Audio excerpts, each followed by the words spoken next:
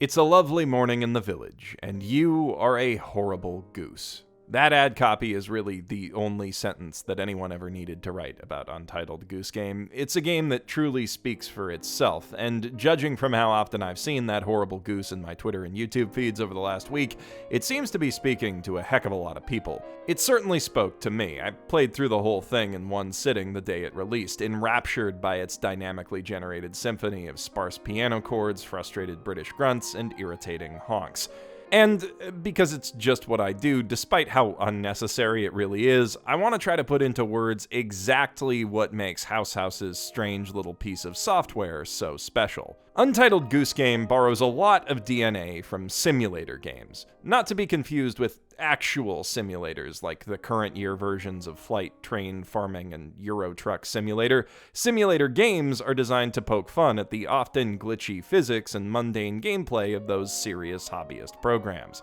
And they were a pretty big deal a few years back. Goat Simulator, Surgeon Simulator, I Am Bread, absurdist sandbox games that tasked players with accomplishing seemingly simple goals, where the joke was that the intentionally awkward controls and janky physics made completing them a lot more complicated than you might expect. Every attempt to tick an item off your Tony Hawk-esque checklist, in theory, would turn into a comedy of errors as you tried to guide your unwieldy avatar around a sandbox full of precariously placed physics objects and pratfalls.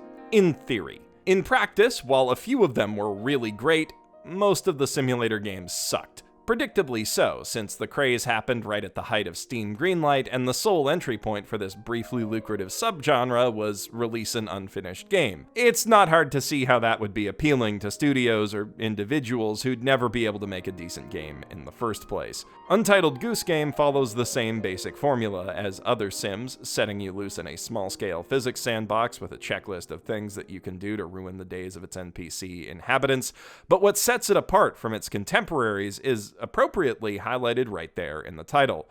This isn't a simulator, it's a game. A complete game, and a very polished one at that.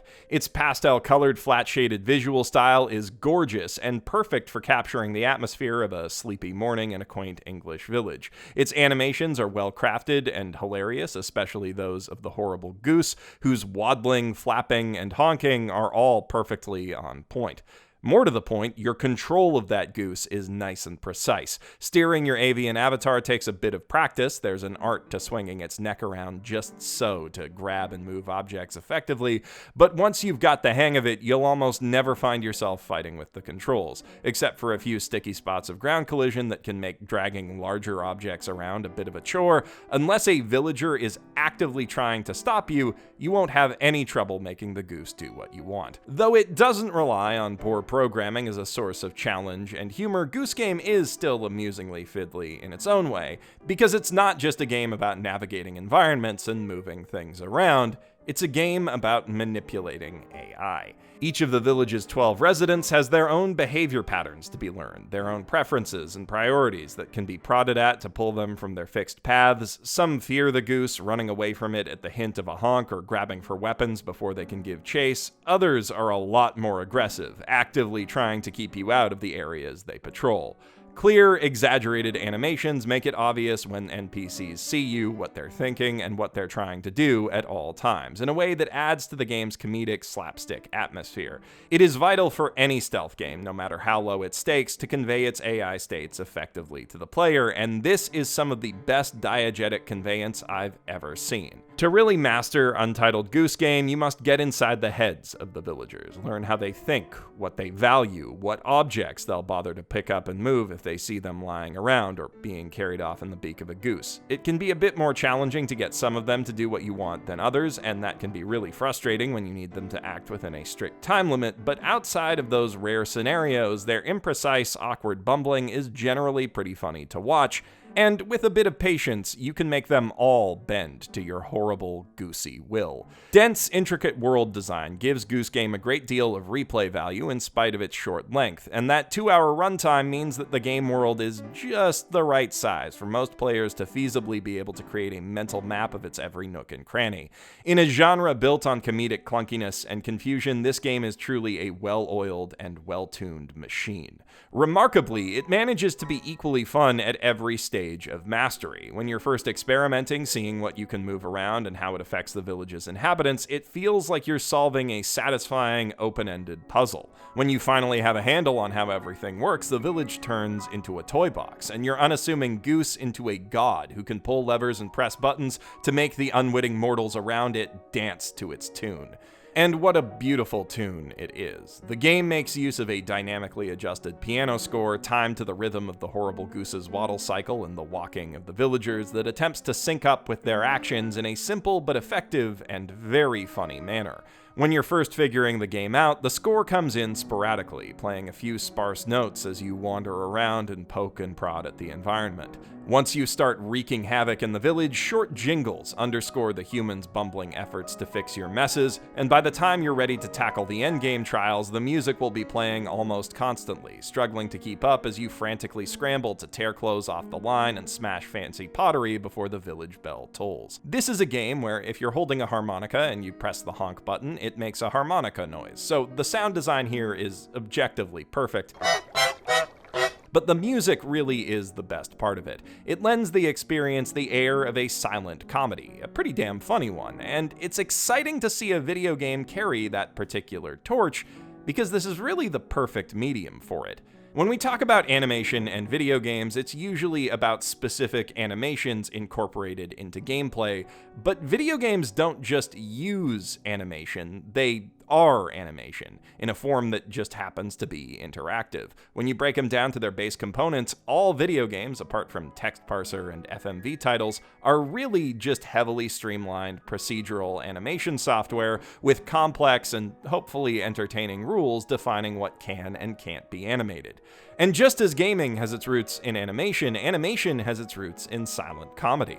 Many classic Looney Tunes and Mickey Mouse shorts draw from the work of Buster Keaton and Charlie Chaplin, and while some things about them are a little bit dated, their visual comedy largely still holds up. Nowadays, while wordless slapstick still plays an important role in animated features and shows, it only gets the spotlight in cartoons for toddlers, student short films, some Pixar pre-shows, and occasional one-off experimental episodes of series like BoJack Horseman. I guess maybe you can count the Minions movie as part of that lineage too, but, I really don't want to.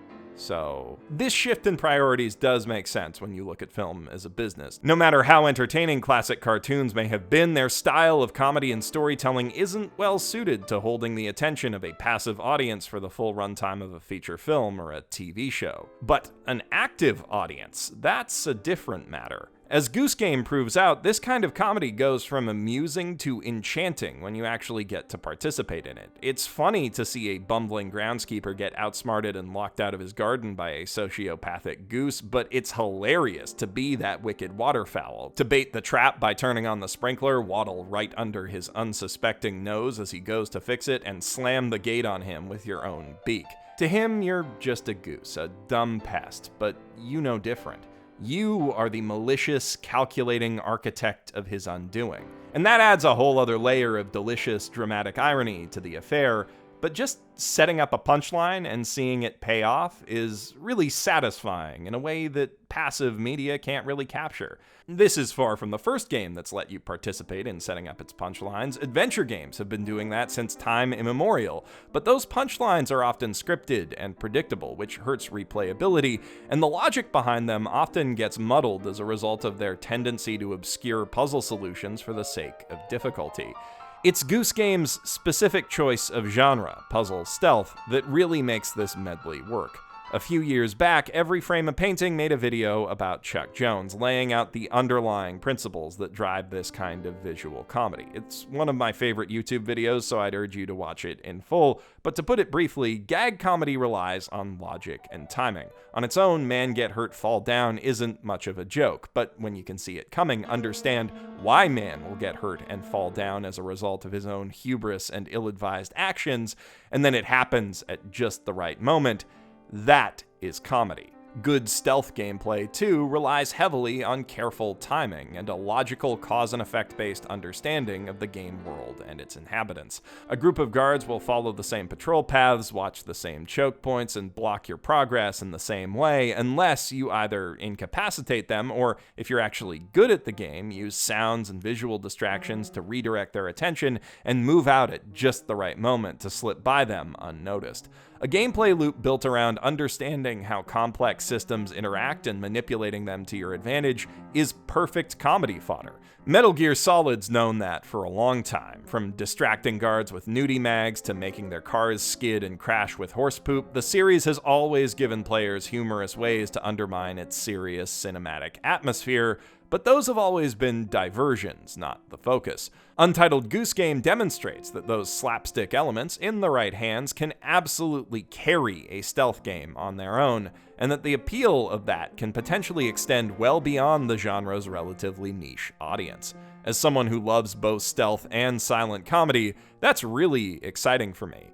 Given Goose Game's mimetic success, we're almost sure to see copycats pop up in the next few years, and I think you need a pretty delicate design touch to make this kind of experience work, so many of those will probably fall flat, but I'm hoping that some of them will capture the same comedic spark, that Goose Game might usher in a revival of sorts for a style of animation that I love and dearly miss. And while I'm dreaming, it sure would be nice if this prompted Capcom to throw Ghost Trick up on the Switch eShop. Even if Goose Game doesn't spark some slapstick stealth revolution, though, it will stand as a testament to how creative applications of old ideas can create something that feels at once familiar and totally fresh. I'm Geoff Thew, professional shitbag, signing out from my mother's basement.